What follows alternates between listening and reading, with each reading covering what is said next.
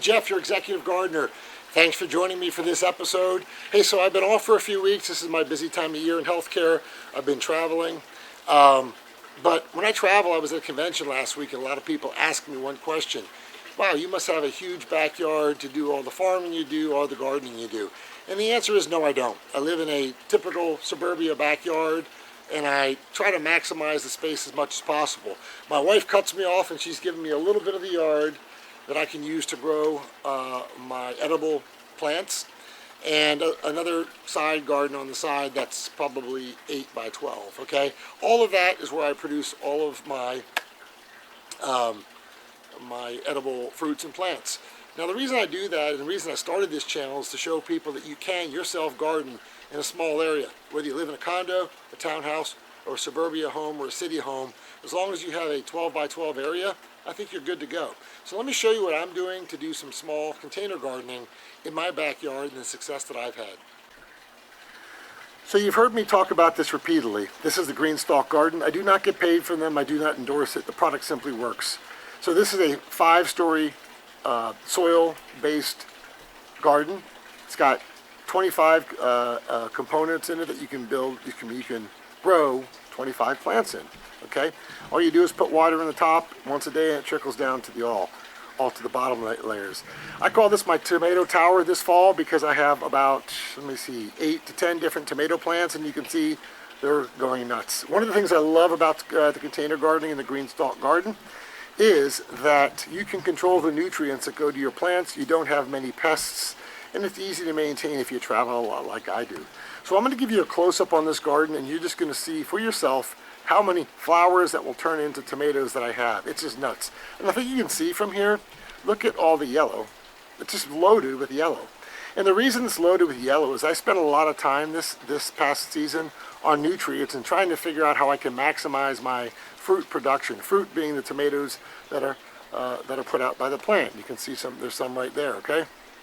So what I decided to do is I got this Happy Frog compost type fertilizer that has mycorrhizae in it, and I did that, and I also got loaded all the soil with nutrients. I put a good amount of compost in it and a healthy potting mix. I also put compost tea in this tower once every 2 weeks to make sure that it's getting the appropriate nutrients that it needs. And the plant is rewarding me. So as you take a look at this, and I'll give you a quick view around, it is just simply loaded with tomatoes. I believe this little tower will give me 300 cherry tomatoes, and I only have 8 to 10 plants. Much more than I would have gotten on a typical garden plot that you just stick a plant in the ground. Reason again, you control the soil, you control the fertilizer, you control the nutrients, you control your success. So let's take a look around here. Again, loaded with flowers. Take a look at all the yellow. Okay, all those yellows should turn into cherry tomatoes. And some are well ahead of others. The other thing you'll notice that you do not see a blight, early blight, late blight, and mildew. That's one of the greatest things about growing in a tower. If you keep the plants trimmed and you keep a lot of airflow that comes in between the plants, cut off the unnecessary leaves. What do I mean by unnecessary leaves? This is an unnecessary leaf. This is a tomato branch leaf that grows downward. It's not going to have any, I mean, it does, through photosynthesis, does collect the sunlight and produce energy for the plant, but as you can see, there's no shortage of leaves here. The key is getting good airflow throughout the plant, and don't let it get too bushy, and if you do that, you will prevent the disease. But going around here again, you can see, let me stretch out here, it's loaded with fruit. Look at all this yellow, okay? Just tons of yellow, and then obviously tons of tomatoes, okay? Everywhere you can see. And those are my snakes that help keep the birds away, because I'm not the only one who enjoys the tomatoes. In addition, in this, my wife is a great cook, and she likes herbs, so I've also decided to put some herbs. Now, herbs don't like all the time, all the full sun that the tomatoes do, and you need about 8 hours of full sun a day to have a good tomato batch. So I have some lemon thyme in here, some garden sage, I've got some dill, got some tarragon, some German thyme, and some more dill up there.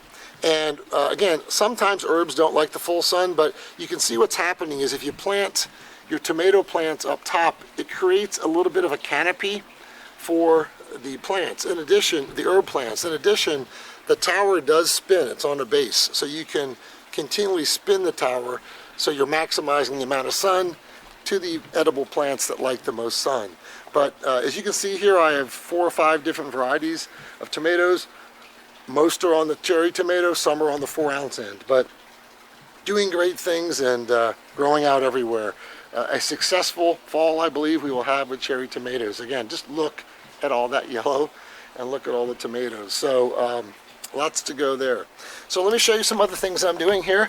So this is a 4x4 tent. So if you live in a small area, and just like I showed you, that tower, okay, the greenstalk garden requires an area that's probably 4x4. 4x4 that gets 8 hours of sun a day, okay? Again, a lot of you that have land in a condo or townhouse or a house, a backyard, you can fit that. I think the cost of it on greenstalkgarden.com is $170. Then of course you got to recharge the soil every year. I've had, I believe, 6 or 7 different seasons with that. So what I have here are container plants. Those are sweet and neat tomatoes, okay? We've already picked a bunch of them. They're excellent. It's like eating candy. Sweet and neat there. 2 small plants, and they'll just keep producing tomatoes, and there's a beefsteak tomato. You'll see there's a netted tent around it. The reason I do that is that I keep the squirrels out, I keep the birds out, okay? Nothing can get in, but there's a sprinkler system that goes around this, so it does allow airflow to come in and out, and it does allow the plants to be watered when I'm not away and traveling.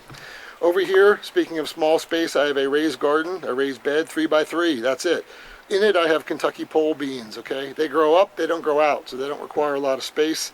Kentucky pole beans are a great thing to grow in the fall here in Houston, Texas. I've got some more Kentucky pole beans here. And what I've done is I've used my trellis that I used to have grapevines in, I've grown that way.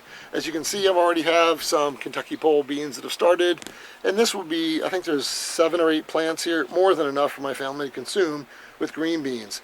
Lastly, another 3x3 bed, I have pickled cucumbers. Those pickled cucumbers will grow up, again, not out. 3x3 bed.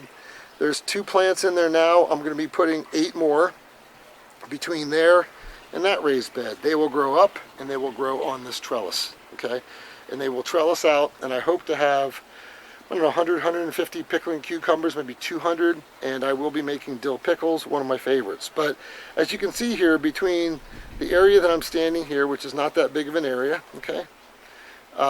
Here, that's, what is it, about 12 by 12 area. And obviously I have other space that nothing is planted in. You can do it. You can get in your backyard, pick an area that's 6 to 8 hours of sun a day, and then start your garden. Don't wait. This small space will give you more space than you can ever imagine, more food than you can ever imagine, I should say. But it's a great way to do it.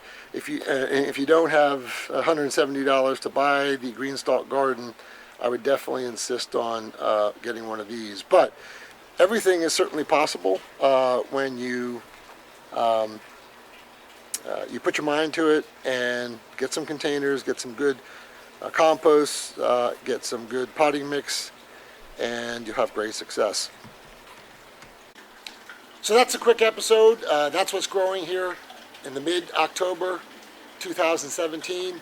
I know many of you can't grow tomatoes or peppers this time of year. We can in Houston because it's, what, 92 degrees today.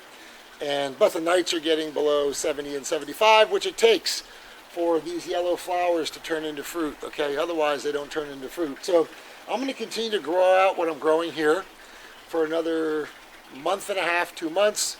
I'll get my 300 tomatoes, cherry tomatoes. I'll take the tomatoes out. And then winter comes when it gets a little bit colder during the day, it gets 70 degrees during the day, and then maybe 40, 50 at night.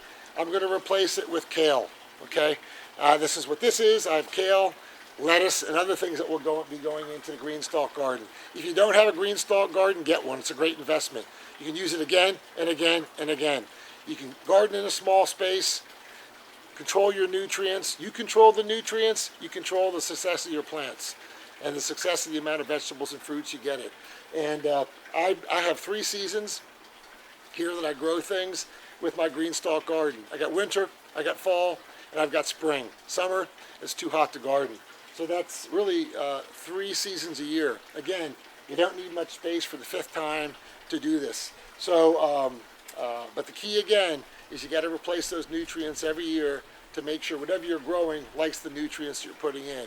So that's my quick episode on gardening in small spaces. And either one of these methods, whether you get that tent with the pots, or you get a raised bed, or you get a greenstalk garden, do it. You won't be disappointed. Until next time, Jeff, your executive gardener. Take care. Bye.